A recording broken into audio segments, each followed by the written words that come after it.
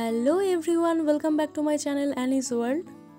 আজ চতুর্থী, আর পাড়ার পুজোর ব্যাপারটা কিন্তু একটু আলাদা রকমেরই হয়, তাই না? ওই দেখো আমাদের পাড়ার পুজোর প্যান্ডেল হচ্ছে। আজ আবারও বেরিয়ে পড়েছি আমি আর মা একটু টাউনে লাস্ট মোমেন্টের কেনাকাটা করার জন্য। আর এই যে আমার মা, জানো ছোটবেলায় যখন রচনা পড়তাম শরৎকালের, তখন সেখানে পড়েছিলাম শরতের মেঘ নাকি পেঁজা তুলোর মতো। সত্যিই তাই লাগছে মেঘগুলোকে দেখতে। আর এই সবুজ ধান ক্ষেতের মাঝখানে যে কাশবনের গুচ্ছটা এত ভালো লাগছিল দেখতে। জায়গায় জায়গায় কিন্তু প্যান্ডেল কমপ্লিট।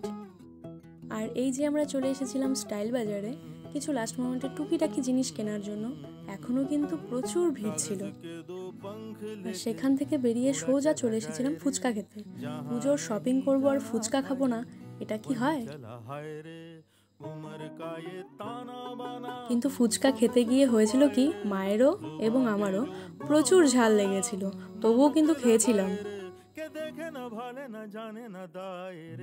এই তো আর 2-1 দিনের অপেক্ষা, তারপরেই পুজো শুরু।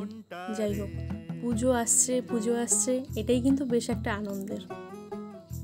পুজোর বেশ কয়েকদিন আগে থেকেই এখানে যাব সেখানে যাব, এটা খাবো ওটা খাবো, এই জামা পরবো সেই জামা পরবো, এই সমস্ত জিনিসগুলো করতে করতে কিন্তু পুজো চলে আসে।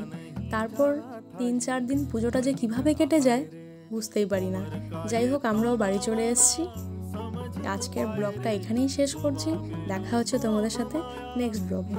তোমরা সবাই সুস্থ থেকো, ভালো থেকো এবং অনেক আনন্দ করো পুজোতে। শুভ শারদিয়া।